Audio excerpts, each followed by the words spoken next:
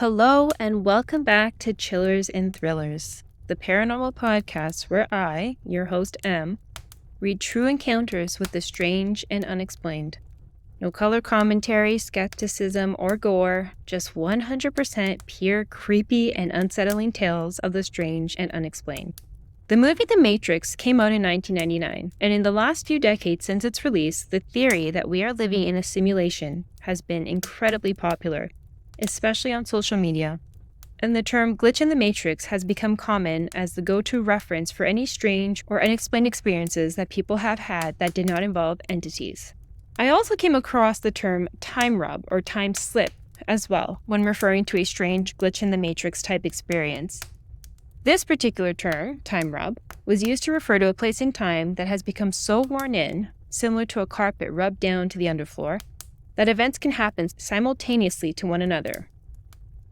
Time rubs, time slips, and matrix glitches opens a whole conversation on multiple dimensions, time jumping, wormholes, etc., etc.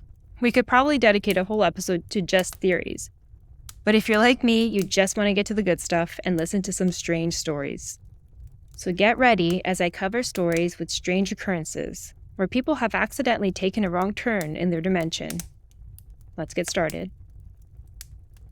The Italian Tower, submitted by Reddit user Prolixia. When I was 20, I visited a town in Italy that had a medieval tower that you could climb. My girlfriend didn't want to go, so I went up on my own and was the only person at the time doing so. It was a hot, sunny day when I entered the tower. There was a flight of stairs that wound around the edge of the tower and no windows. Climbing the tower took at the very most 5 minutes. At the top of the stairs, there was a ladder and a trapdoor that opened up onto the roof of the tower. When I opened it, I found the weather had changed dramatically and was overcast and threatening. I don't think there was thunder, but I was genuinely concerned about lightning being at the top of a tall tower in that weather. I cautiously climbed out onto the roof just to have a quick look before going straight back down. The roof was surrounded by a sort of metal cage of bars that were presumably intended to prevent anyone from falling or jumping off the tower. I heard some thunder and saw electricity arc between some of the bars. Not a blinding lightning strike, just arcing. I decided that the tower was imminently going to be struck and descended as quickly as I could. At the bottom, I was surprised to find that the weather was sunny, with a clear sky. My girlfriend could tell I was shaken and was amazed when I told her I thought that maybe there had been lightning. The weather hadn't changed at all while I was up in the tower, and had remained sunny and clear. I'm very much a skeptic when it comes to the paranormal. I'm not religious, and I've had no other weird experiences like this. In short, I'm not your stereotypical spooky things happen to me kind of person. And yet, I have no explanation for this. Story 2. Tim's Camp, submitted by user Serial Thriller. Last year, about this time, some friends and I got together at our friend Tim's hunting camp for the weekend. It wasn't anything fancy, just some wooded land he bought and put up an old single wild mobile home on to use during deer season or whenever he just wanted to get out of the house. This was about an hour away from town. Tim and our other friend Adam went up there early Friday, and my partner Sam and I decided we were going to go after work. This place was in the middle of nowhere, but Tim, being very detail-oriented, had given us very precise directions featuring exact mileage between turns and descriptions of landmarks. So after stopping for supplies, Sam and I had no trouble finding the little gravel turnoff from the main highway that led to the camp. This road was originally an access road for a couple of oil rigs, so it was really just a big loop, one way in and out with no turnoffs to mistakenly go down. So according to the excellent directions, there would be a clearing just up ahead to the right where the mobile home was. Can't miss it. And again, there's nothing else off the dirt road to mistakenly make a wrong turn. Well, we come to a clearing, and there's an old travel trailer, like you'd pull behind a car or pickup truck, that looks like it's been sitting there for decades. This can't be it, since Tim clearly said he put a single wide out there, and besides, Adam's car wasn't there. So we kept going down this narrow dirt road, and eventually found ourselves back at the oil rig by the main road. Sam had been navigating, so he handed me the directions in case he was missing or misreading something. Nope, it was pretty straightforward. So we head back towards the clearing, and by this time there appears to be a light on in the dumpy camper trailer we saw earlier. Sam wonders out loud if that could be it, or if we should go ask for directions. Now, I can't emphasize enough just how derelict this thing looked. If you had told me it was a meth lab, I'd say it was pretty rough even for that. So we make the loop again, looking for anywhere else that could possibly be the clearing we were looking for. Nothing. So we try to call Tim and Adam, but neither of us could get a signal on our phones. So I drove a mile or so down the road until I could get a good signal, then called Tim. I told him we followed the directions and I didn't see them or the camp. He said they were there waiting for us, so come on back. We drove back to the gravel turnoff, past the oil rig, and sure enough, just up ahead, on the right, there was a clearing with Tim and Adam sitting in front of Tim's mobile home, just as expected. We had followed the directions just the same as before, so surely I had just made a wrong turn earlier. But again, the turns were described to the 10th of a mile, so how could we go wrong? Later that evening, around the fire pit, I mentioned to Tim how we had driven through here earlier and missed his place entirely, but seen the old trailer. He assured me there was nothing on this land but the 2 oil pumps and nothing else at all within a mile. I described the trailer and where it was, and he'd said there was no way he could have missed something like that, as he and his dad had been all over the property hunting and marking it. So I chalked it up as taking a wrong turn earlier, but I asked him how he had taken my call since none of us could get a signal out here. He said, "When did you call?" and looked at his missed call list.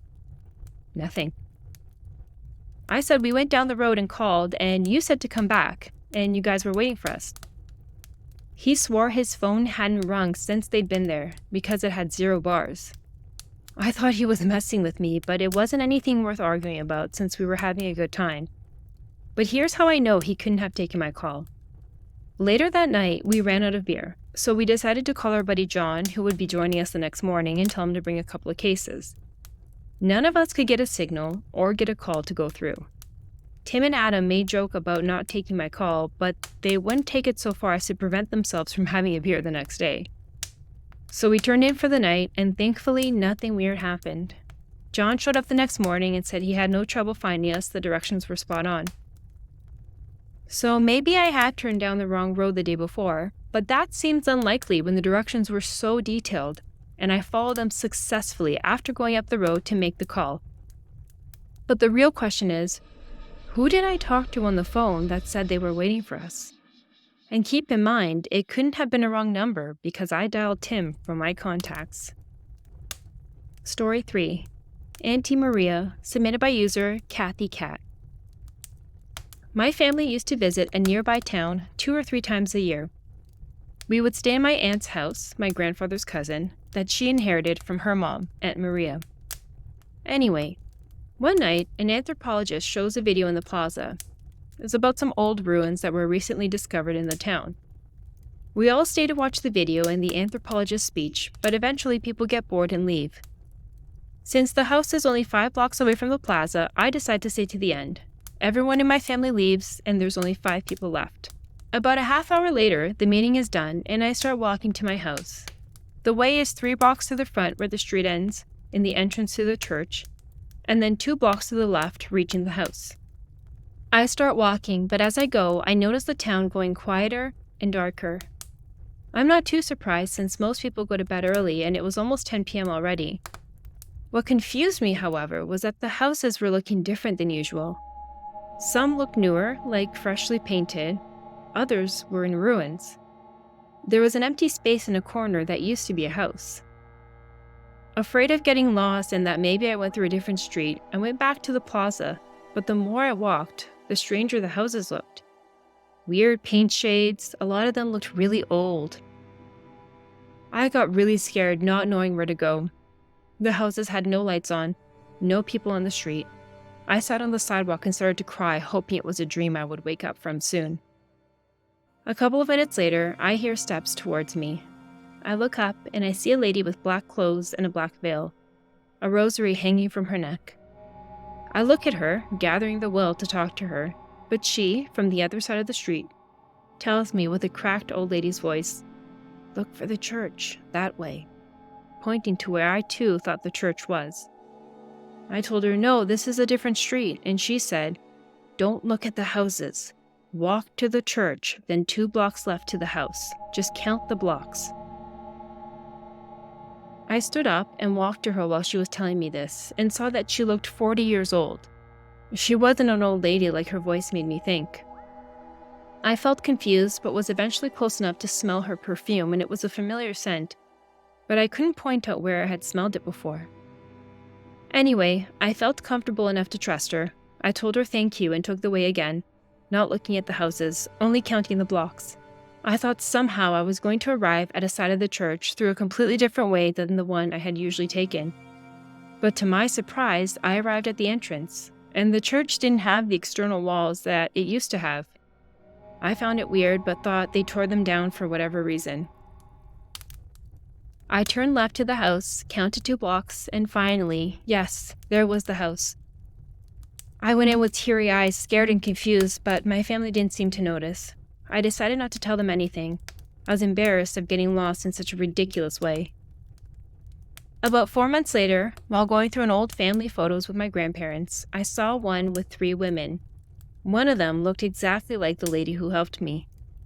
I asked my grandfather who she was, and he told me it was my Aunt Maria, the one who used to live in the town's house. And he told me that the photo was taken outside the town's church. I looked at it and noticed it had no walls. Having a weird feeling, I asked him if he knew what perfume she used to wear, and he told me, yes, she and my mom used to wear the same one. And that's where it hit me. Somehow, I had walked through a different time when Aunt Maria was a young widow, and she somehow found me and helped me go back to my time. A farmhouse time slip. Submitted by user J. Miles. My mom grew up in a small farm in the middle of nowhere, northwestern Minnesota. Her dad died before I was born, but I regularly visited her mom, my grandmother, still living at the farm until she passed when I was a teenager. My grandmother was the prototypical Great Depression-forged Midwest farm wife of Norwegian descent, with an accent from a Coen Brothers movie. She seemed very down-to-earth from what I can recall, not one for flights of fancy. It wasn't until I was in my 30s and had taken up an interest in the paranormal that my mom told me this story about an experience my grandmother had. This took place before my mother was born, when 2 of her older brothers were still very young. My grandparents were living in the same farmhouse that I would get to know. The house faced south towards the main road, with a thin but densely packed strips of trees to the north and south between the house and the road. A large barn and several smaller buildings were to the west of the house. One night, there was a larger-than-average thunderstorm moving through. My grandfather went to make sure things were secure at the barn and other buildings, while my grandmother went from the top of the floor of the house to the main floor, where the kids slept and where the kitchen, dining room, and parlor were. She checked on the kids and made her way through the dining room and into the kitchen. When she entered the parlor, she saw what she described as 2 dark figures with bright lights where their faces should be. They were between her and the front door of the house. She didn't scream, but went back to the kitchen and out the back door, where my grandfather was just hurrying back from the barn, soaking wet. She eventually calmed down and told him what she saw. He grabbed his gun and went back outside. The nearest neighbor was at least a mile away, and any car headlights would have been visible even through the strip of trees between the house and the road. He walked around to the front of the house and didn't see anything. When he checked the front door, it was locked. He looked around more but saw nothing of note before the storm drove him back inside through the back door. After taking off his boots, he went back to the parlor and didn't see any sign of wet footprints on the floor. My theory is that my grandmother assumed that someone had broken in, and after seeing no signs of others, was convinced that what she saw was a lightning flash through the curtains. My mom told me this story as the subject of ghosts was being discussed, but her parents were the first residents of that house, so I couldn't imagine that it could have been haunted already. Ultimately, I assumed that the curtain lightning theory was the correct one, and forgot about it until a few years later. A number of friends spread throughout the upper northern states after college made a plan to assemble for a fun weekend of catch-up in Grand Forks, North Dakota. So I picked up one person from the airport in Minneapolis, where I was living, and we then drove to Duluth in northeast Minnesota to pick up another. And the three of us drove west across northern Minnesota to Grand Forks to meet others. It was already near dark after we left Duluth, and the barren landscape and clear night sky eventually led to stories about Bigfoot, ghosts, and aliens. This, and the fact that we would be passing within a short detour of the old family farm, led me to tell the others the story. We decided on a whim to stop at the farm and check it out. It had been more than 10 years since I had been there. After my grandmother died, the house, barn, and other buildings were destroyed, and one of my uncles parked a trailer next to where the house had been, perhaps as a weekend getaway spot. But I was able to find it with relative ease thanks to memory and GPS. I didn't think at the time about what I would have done had someone been there or had the land been sold to another family. I guess I would just spout some family history and hope that would be enough to de-escalate until we could get back to our car. Luckily, that wasn't an issue, as it was clear that there was no one anywhere nearby. The trailer was dark and there were no cars parked anywhere, so we assumed desertion. We parked our car and started wandering. The trees were about where I remembered them, and the building foundation were still prominent enough for me to quickly orient myself. It was dark with little moon, and obviously no streetlights or any other lighting available. We relied on our cell phone flashlights as we wandered where the barn had been. My friend, whose car we took from Duluth, leaving my smaller car there, didn't want to use up his phone battery and said he thought he had flashlights in his trunk, so the two of them made their way back to the car. I said that I wanted to walk around the trees to the north and would meet them back by the trailer. It wouldn't take more than 3 or 4 minutes. As I went behind the trees, I could still occasionally get glimpses of their phone lights, but couldn't hear them. I was honestly enjoying the quiet and how many stars were visible out here in the middle of nowhere. As I reached the east end of the trees, just before I would turn back towards the trailer, I heard one of them yell, then saw the lights quickly moving through the trees before disappearing. I hurried back to the front of the trees, crossed where the house had been, and found them hunkered against the side of the trailer, facing away from where the house had been. They each clutched their phones and were obviously freaked out. One of them said that when they were standing in the clearing, he saw what he thought was a ghost. He said it was a light-colored shape, but as he looked at it more, the face became clear, and he realized it was a person. He said it was a woman, short, brown hair, and he even described her as having a triangular-shaped face. He said they locked eyes for just a second, and then she disappeared. He yelled, grabbed my other friend, and both ran around to the other side of the trailer, where I found them. We took a minute to think about what it might have been. Maybe he saw a flash of my light through the other side of the trees. Maybe there was some mist. After all, the temperature did drop pretty quickly after dark, and the two of them were standing side by side, looking in the same direction, and only one had seen this. He calmed enough to be taken back and show us the exact place. They positioned themselves and showed me where they were looking when it happened. I noted that it couldn't have been my light, as I was much further to the east when I heard them yell. I looked around and down and noted that the block where the front stoop had been was right behind them. So had the house been standing, they would have been right inside the front door. That freaked me out a little bit. But what really freaked me out was that when we got back to the car, they both tossed a bungee cord into the trunk. I asked about why they had bungee cords, and my friend said that they didn't have any flashlights in his trunk, but he had some bungee cords. So they both tied one around their heads like a headband and put their phones in the cord so that the light would shine in front of them without them using their hands. I also noticed that both of them were wearing hooded sweatshirts with their hoods up, one black, one dark gray. And I thought about what it would look like with the lights bungeed to their foreheads, under their hoods, and what my grandmother saw all those years ago. I kept that thought to myself. I also didn't think it would be a good idea to tell them what my grandmother looked like. Short, brown hair, triangular face. And we made our way to our destination.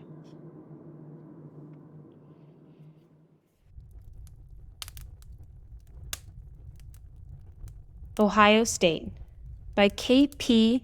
on Trucking. I'm pretty skeptical about the supernatural, but here's my story.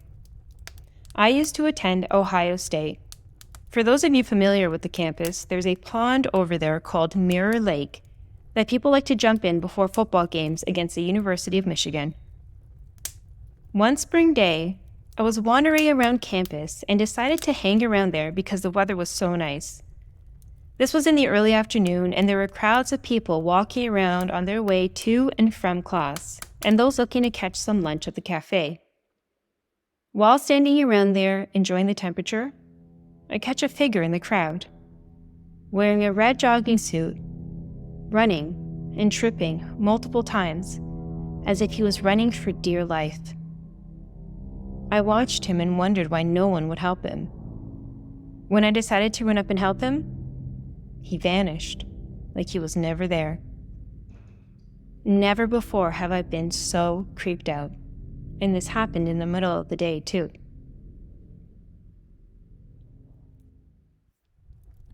A Wrong Turn, submitted by Reddit user, a lot of italics.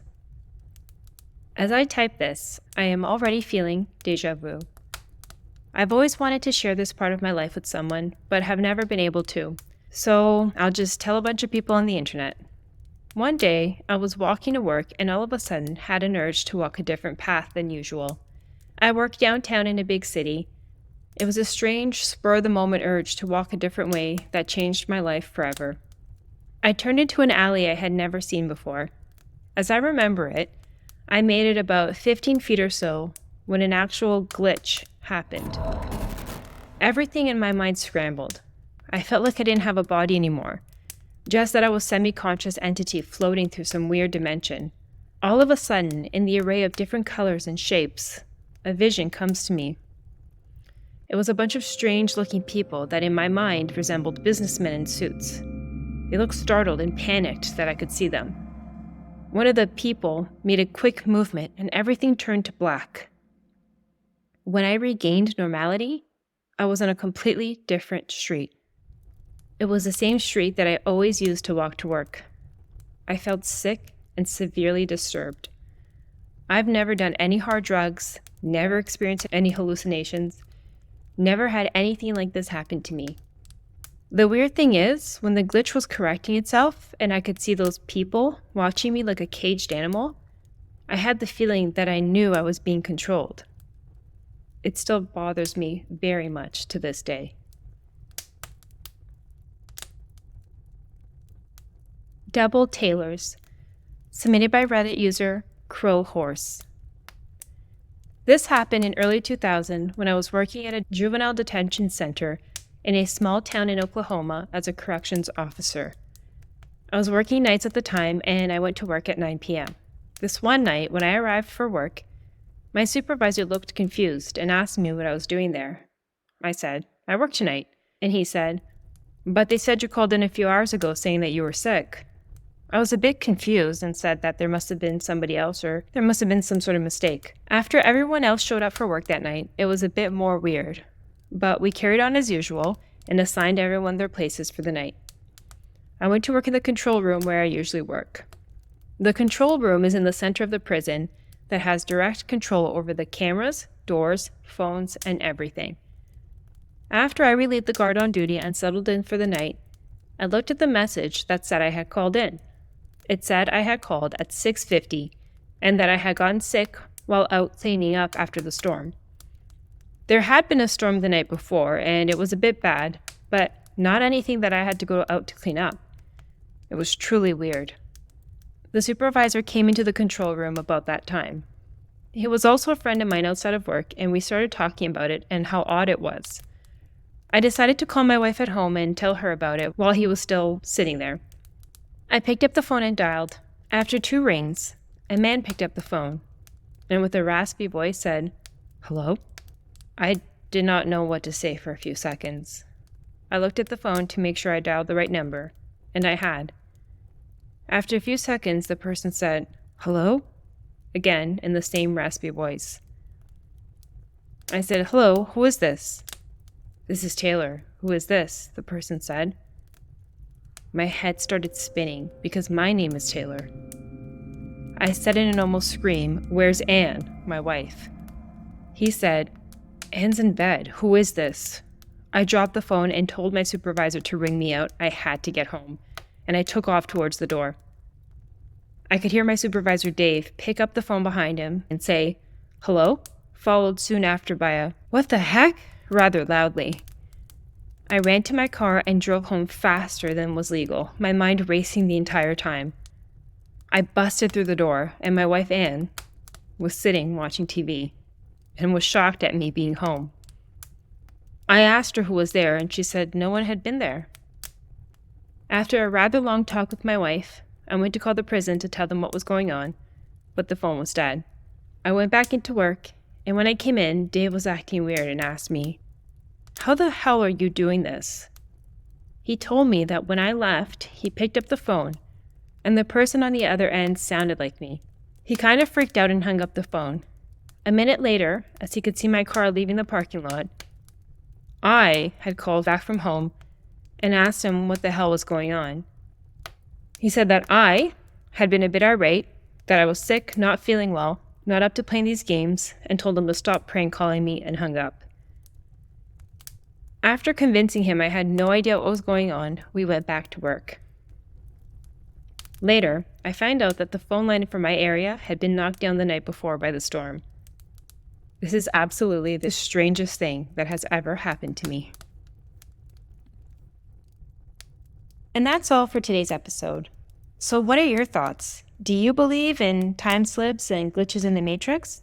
Or have you experienced some strange, similar phenomena yourself that you can't explain? I find the idea of the time rub, time slip, particularly fascinating. I feel that time is almost like a ribbon that spools onto itself, and if certain areas of the past, present, and future touches itself in just the right way, we're able to get a glimpse in either direction. I hope you enjoyed these stories, and if you want to check out any more stories that I did not include in this or other episodes, please head over to the Chillers and Thrillers YouTube page, where I post videos of stories that did not make the cut and previews of upcoming stories as well. Thank you for taking your time out of your day to listen. It's greatly appreciated. If you're able to, please follow the podcast and leave a review in your preferred podcast provider. And until next time, I hope you ghouls and ghosts stay safe and stay in your own timeline.